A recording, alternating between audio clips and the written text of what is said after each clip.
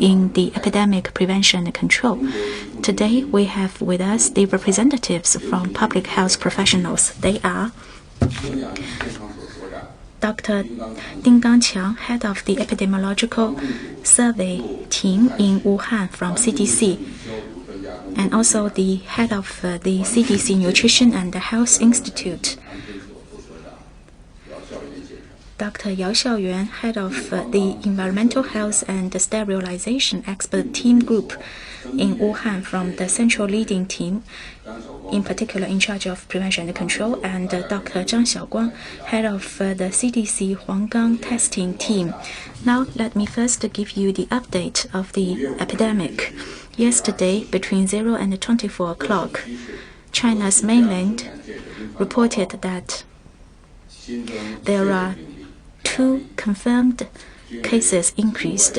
Both of them are overseas imported. In Shanxi, there's no fatal case, and there are 3 suspected cases. All of them are overseas imported in Shanghai. Yesterday, there are 58 cases cured and discharged from hospitals, and there are 517 close contacts removed from medical observation, and the number of severe cases dropped by 3. For overseas importation, there are 278 remaining confirmed cases, including 5 severe cases. For remaining suspected cases, the number is 5.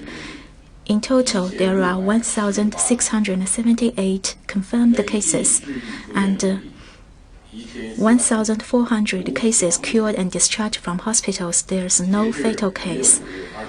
Yesterday, by the end of the day, China's mainland reported that for remaining confirmed cases, the number is 339, including 26 severe cases.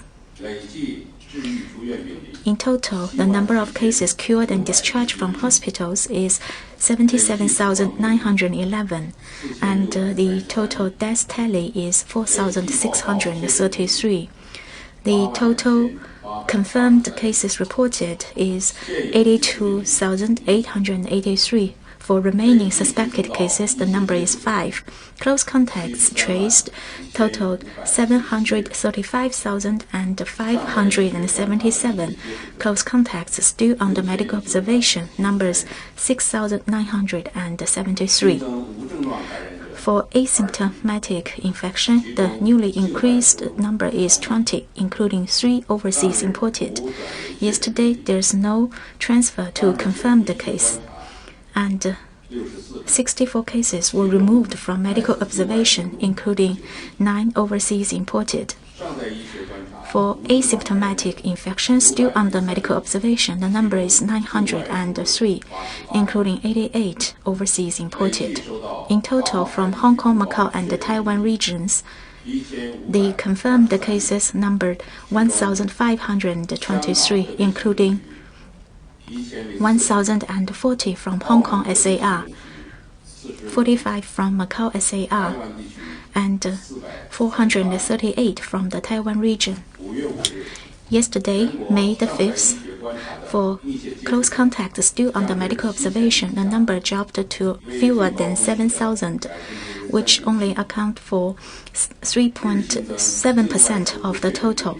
For the daily increased overseas imported over the past week, it has been always under 10. However, compared with the previous months with the neighboring countries, we can see that the number has increased by 7 times. That means we are still under the big pressure to prevent overseas importation. We need to manage the close contacts and identify the suspected cases as quickly as possible. Now, the floor is open for today's Q&A. Please focus on today's topic and put forward your questions. Please first identify yourself. Now the floor is open. First question on the right. The second lady reporter, please. Thank you. With the Shenzhen Economic Zone News. not many people are clear about epidemiological survey. So my question is, what's the role of the epidemiological survey in the Wuhan fight against COVID-19, and how to ensure the accuracy and comprehensiveness of epidemiological survey? We will have Dr. Ding Ganqiang to take the questions. Thank you. Thank you for your interest in the epidemiological survey. Indeed, it is an important task in infectious disease prevention and control. It can help us to identify the source of transmission and precisely curb the spread of the transmission. The epidemiological survey teams have played the important role as the scouts, the advocator, the combats, and the fighters. Indeed, they have played various roles, and we have already established a mechanism to conduct the epidemiological survey. Many of our team members have been to the communities to conduct the survey. They are actively engaged in the tracing of the transmission sources, and sometimes they need to conduct face-to-face interviews. Not many people are clear about epidemiological surveys. I think epidemiological surveys are just like the scouts of or the investigators of a criminal case. Because with this epidemiological survey, we can identify the source of transmission and take the early medical observation or quarantine. The high-quality epidemiological survey requests early, fast, and accurate. If there's any missing or underreporting, that may cause the spread of the infectious diseases. So the people engaged in epidemiological surveys are requested to have knowledge about clinical medicine and also the epidemiology. They should be quite experienced in conducting the survey, and also they should enjoy the sound skills of communication. So to do a sound epidemiological survey, there are several requests. The first is to have a strong sense of responsibility, because the survey is like a record. It will also be the basis for future decision making. So the content of the survey must be accurate. I remember that once we had an epidemiological survey on the father of a 1-year-old baby. At the start, the father could hardly believe that his kid was affected, so he didn't cooperate with us. However, after very detailed and patient persuasion, finally the young father agreed to take the investigation or the survey. And then a few days later, the father constantly called us to ask questions about the health problems they encounter in the family. That means he has already become a friend of us. So with such mutual trust and support, we can avoid the potential error in the epidemiological survey. Also, our staff are expected to be patient and have a sound communication skill. The epidemiological survey staff are just like close friends. They are not the public officers to investigate in a criminal case. I remember that once we surveyed the wife of a patient. At the start, the lady refused to say anything as the husband was mentally ill. Later, we learned about her mental status, and we talked and chatted with her, in a way that could be accepted by her, and she began to chat with us actively. Even upon our leaving her home, she was taking our hands in her hands and saying that, "Thank you for talking all this with me." At the same time, epidemiological survey must focus on the details. We must have prudent referring and reasoning. Pay attention to the details, the wearing of masks, whether there have been the touching of eyes or nose, whether the patients have coughs or sneezes. All these details must be paid attention to. We should also look for evidence. Sometimes the subject interviewed may hide some of their activities, and the information we get can be compromised in terms of the truthfulness. Once, a son of the patient said his father didn't see any abnormality in his lung examination, but we've checked the hospital's X-ray checking results, and we found abnormalities. So this has been part and parcels of the skills of epidemiologists. Any epidemiological survey might be a test of the epidemiologist's skills. Thank you, Director Ding. In this fight against the COVID-19 in Wuhan, CDC people across the country have been actively engaged, and epidemiologists and disease control staff have made great contributions. Some even sacrificed their lives. Wang She, a member of Guangdong team, during his visits to the communities and households, sacrificed his life on his duty.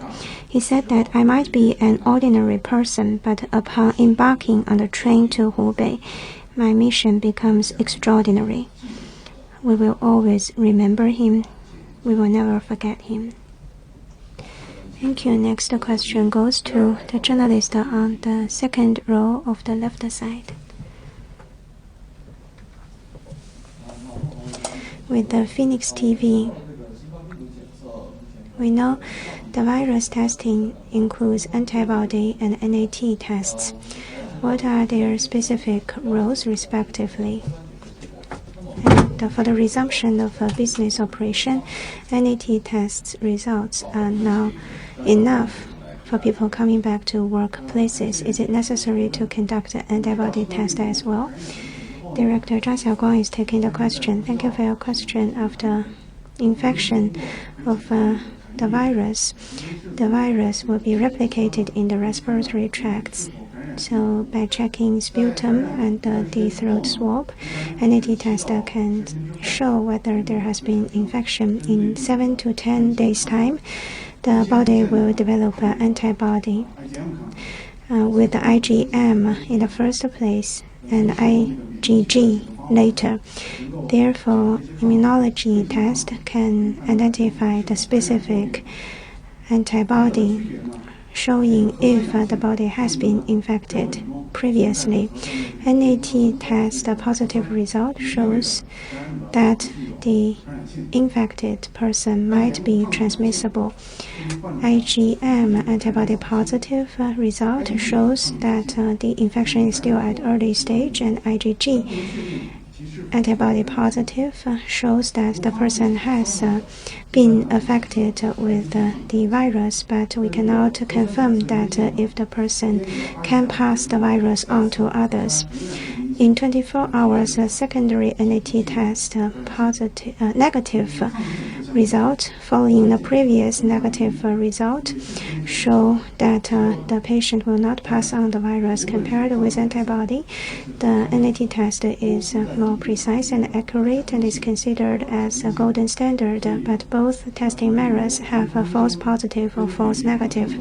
Clinical physicians must make their conclusions based on clinical symptoms and manifestations. Journalist from the third row on the left side, please. Thank you. With Hong Kong China review, in the early stages of the COVID-19, in places there were over-disinfection, which led to toxicity. How can we ensure disinfection sanitation is scientific and minimize the harm to human bodies? I'd like to ask Director Yao Xiaoyuan to take the question. Thank you for your concern and interest in disinfection efforts. We know disinfection is an effective way in cutting off the transmission of COVID-19 virus. Some say that disinfection people are the killers of the virus. But we must ensure disinfection is scientific, effective.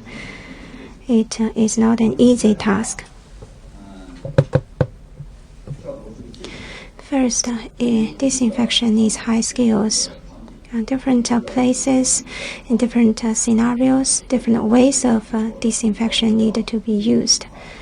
If we want to ensure the effectiveness of disinfection, it must be precise. For example, in the designated hospitals, the disinfection method is different from the disinfection of communities.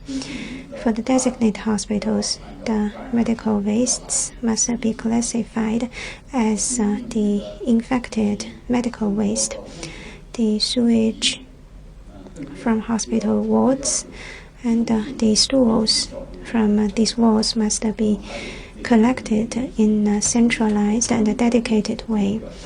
There must be enforced disinfection on the surfaces in the wards.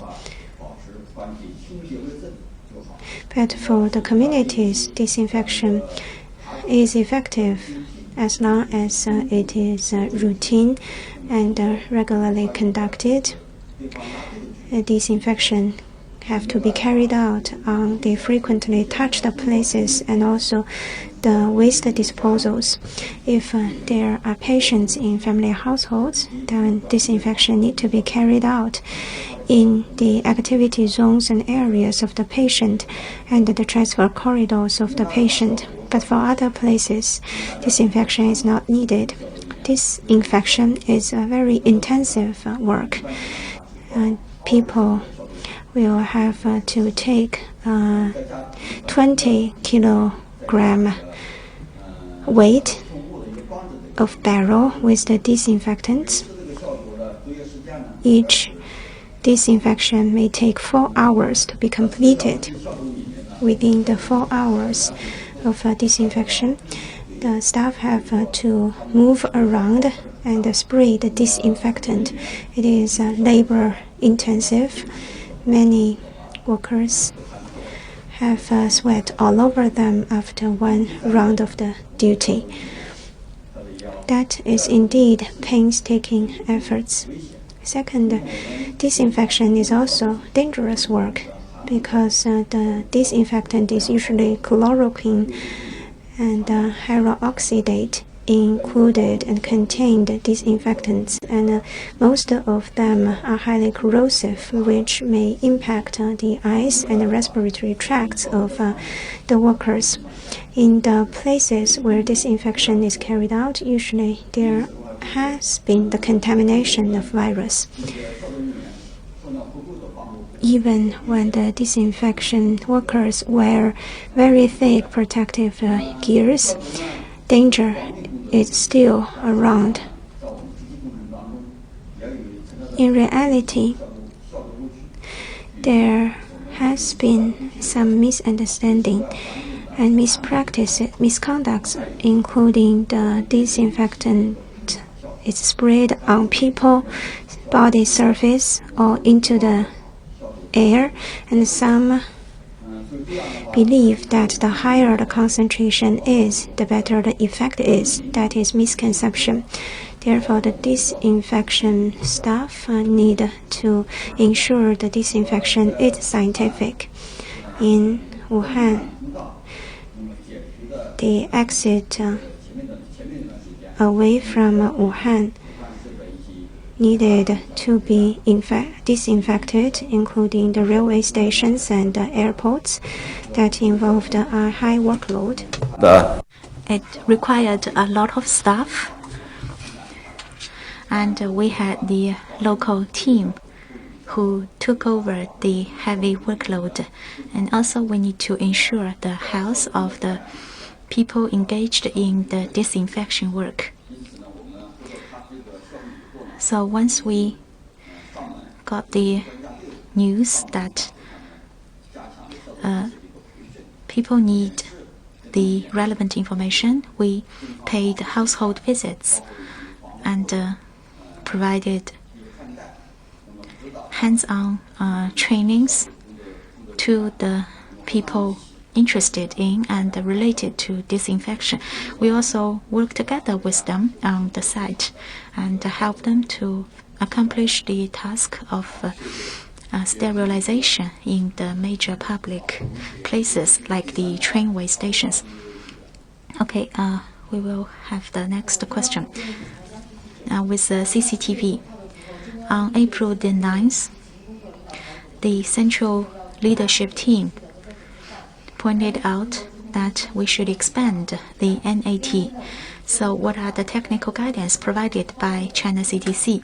And also we know that there should be standard practices in conducting the NAT. So what are the things to pay attention to in conducting the test? We will have Dr. Zhang to take the question. Thank you. An important task for the team working in Hubei is to conduct the test itself, and the other is to provide the training in the field and via video links. We have conducted such trainings on March the 22nd.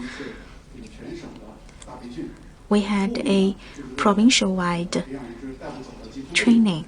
The purpose of the training is to improve the local capacity of testing as well as disease prevention and control. In order to expand the tests, we also compiled the handbook, developed the video clips, and also we are about to promote them very soon.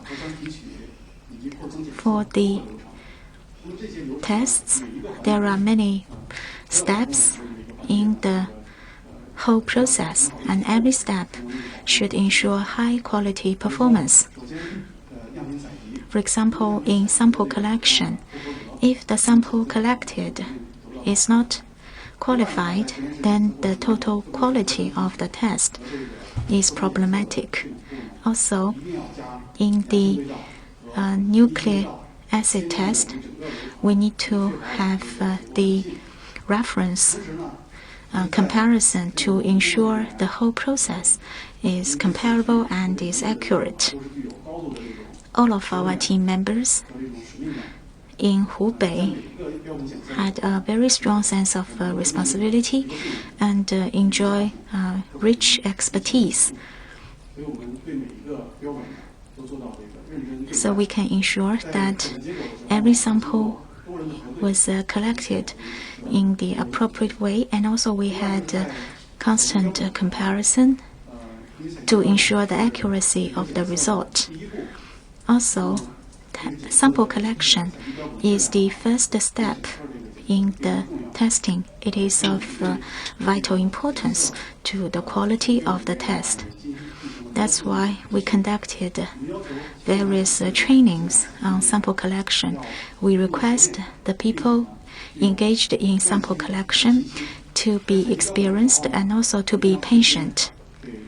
When collecting the samples, they should inform in advance the targets, the potential pains and the sufferings in sample collection, and also questions should be asked about the underlying conditions or previous symptoms.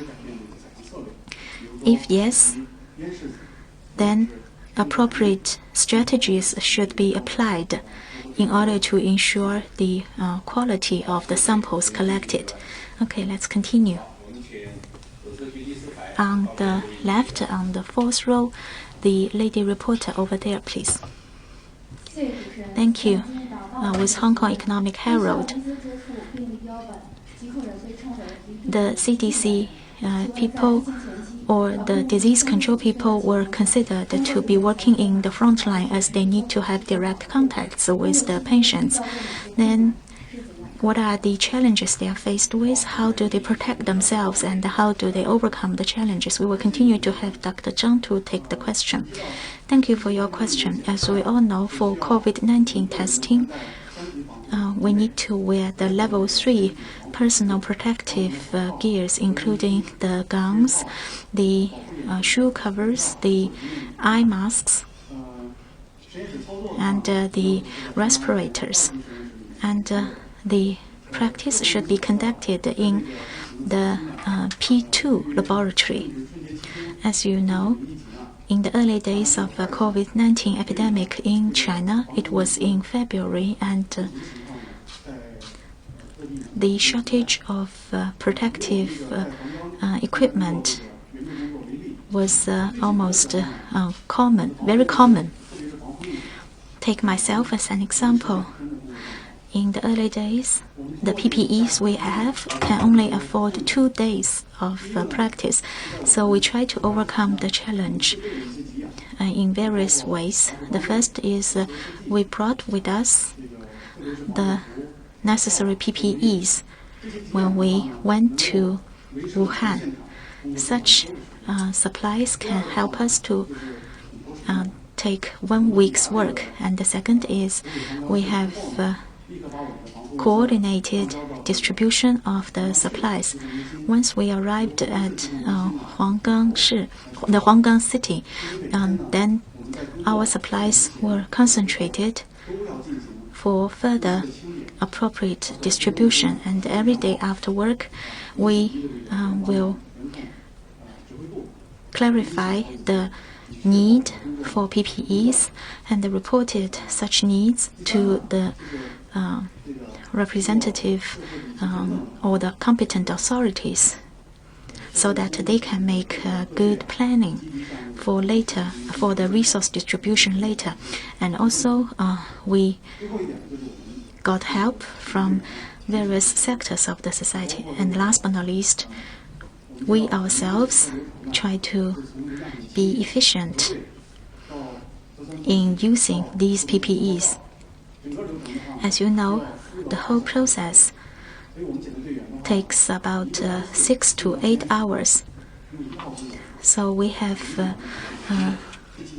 one shift of 6 to 8 hours to accomplish the whole process.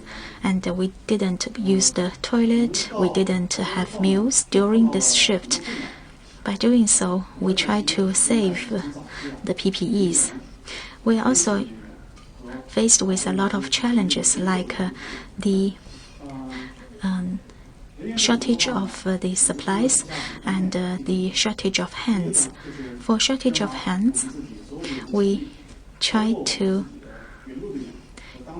use as many as possible our own resources. So all of us serve as a multifunction. We worked on many steps and also in various functions or roles. Also, we got help from the local disease control and medical communities, like the Red Cross. They come to offer help as volunteers. Furthermore, we also had colleagues from other provinces who arrived in Huanggang and helped us to address the shortage of hands. For the shortage of supplies, especially in the early days of the COVID-19 testing, in terms of both the testing regions and the laboratory capacity, we found that we are not well equipped. In response, we've been leveraging our stocks and the leadership of the joint prevention control mechanism. Some of the supplies were transported to our lab, alleviating our pressure. Second, we'd like to thank all sectors of society for their donation. From January when we arrived till the time we left Huanggang, we've received donations of testing reagents, equipment, supplies and daily supplies, including clothes and food. I'd like to thank all those who have supported us. Thank you. Next question goes to the journalist on the fourth row on the right side. Thank you. With the CCTV, Society and Law Channel, we know usually cluster cases happen in the crowded places. In such cases, epidemiological efforts faced with greater difficulties. Can we shed some light on? With some experiences, I'd like to ask Director Ding to take the question. Some say the epidemiologists are those who are engaged in the inspection and intelligence because they have to find the link among evidence. They are just like the cracking of a case by the policeman. Police officers trace the criminals and we trace the changing virus. An example to be shared with you. Once we found in a supermarket in Wuhan, the cashier, 6 cashiers were confirmed. And that was between 28th of January till the 2nd of February. So that might be interlinked cases. And then we traced back into relevant literature. We found in the 2nd floor of the supermarket 4 infected work staff were adjacent to each other, and also the supermarket was not well ventilated. So we came to the conclusion that those were interlinked cases. We looked back further into the previous cases. We have to confirm that what might be the impact from these 6 cashiers on those citizens who have bought from them. So we worked out a geographical analysis map, and then we didn't find major correlation among the cashiers who got infected and the local neighborhood infection. By analyzing the time of infection and the time of opening hours of the supermarket, we concluded that within 4 days, there were a high risk of the virus passing on from the 6 cashiers who got affected to those customers who bought from them. We traced back into the computer system, into the bills. We looked at the cameras.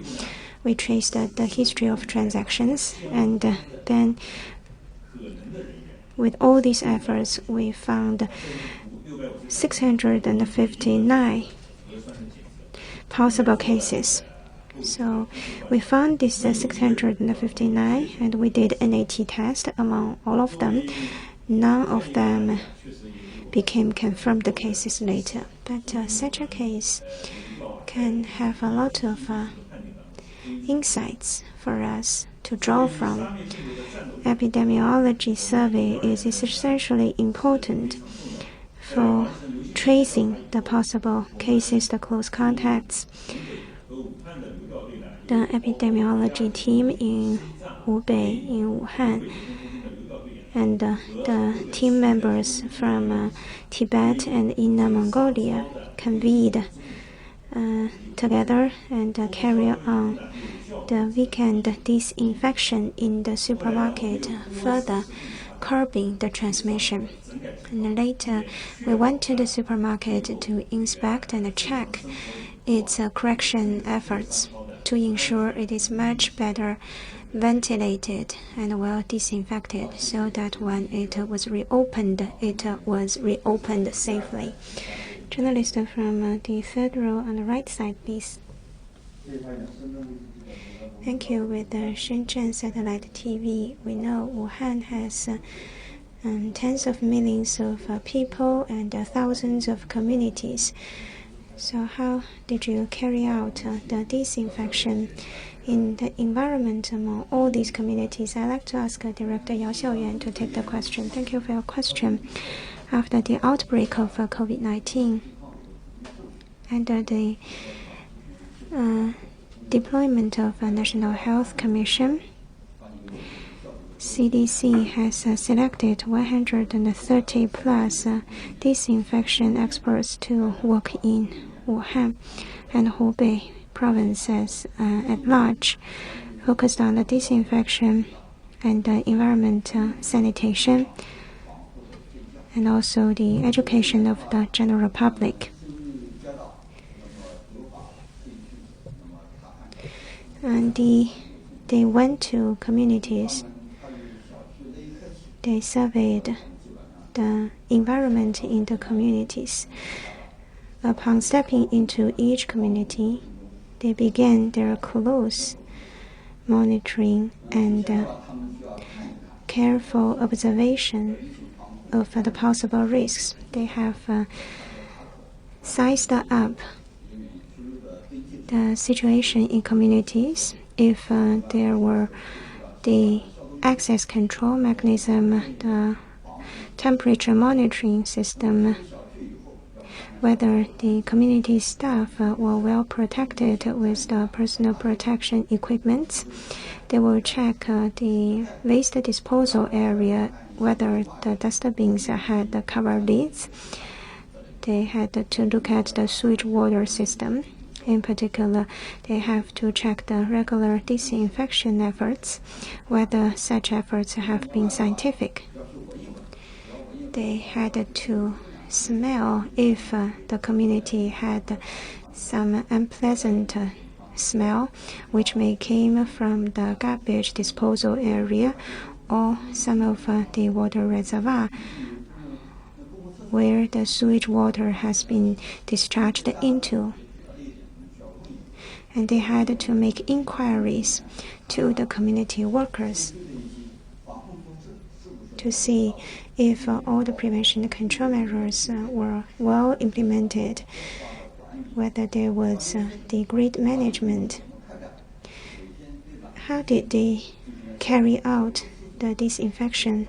How often do they disinfect the communities? On a daily basis, how do the local community disinfection people monitor the community residents? How do they guide and train the general public to enhance their self-protection? Sometimes our epidemiologists, our disinfection people find certain difficulties because during communication with the local colleagues, because of the heavy workload, sometimes people were reluctant to talk more. And we began to talk about the daily work. Affection can lead to more discussion. In the middle of March, some of our team members went to community and found there has been some local community disinfection people who had sore and red eyes. We asked them why. They said our local leaders paid great attention to disinfection. Many community residents also had the wrong understanding that only when they can smell the strong smell of a disinfectant can they feel safe. So they asked the disinfection people to enhance the concentration of disinfectants. And they had to, so that led to the problems with their eyes. Then we began the education of the local people and the local community to let them understand that over-disinfection is not only unnecessary, but also is actual contamination of the environment and brings actual hazard to health. it was because our true care of the local community disinfection staff's health did we were brought to light an important issue. 时间关系， Due to the time constraint, we can only allow one more question, please. On the left, on the front row, the second reporter, please. Thank you. With Xinmin Evening News. May I know why does CDC send so many teams to Hubei, and also what's the role of such teams, and also the local CDC? We will have Dr. Zhang to take the question. Thank you for your questions. Starting from January the 3rd,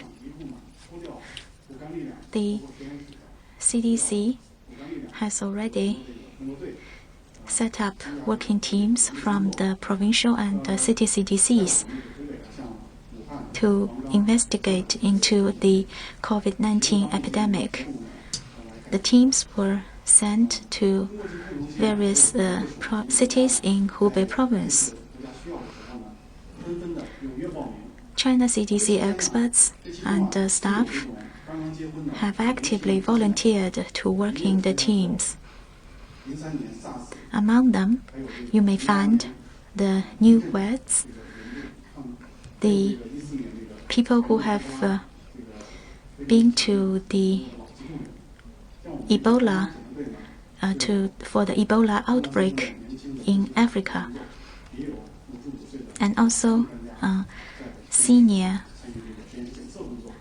disease control experts.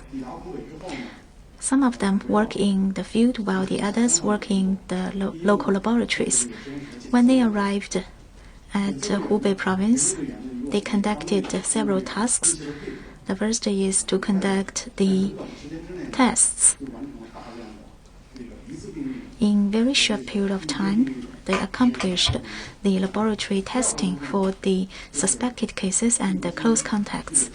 Second, they conducted the genetic sequence analysis. The samples were sent back to the central laboratories to conduct the genetic sequence analysis. Such analysis provides a strong support for the development of vaccines and also the studies of the virus.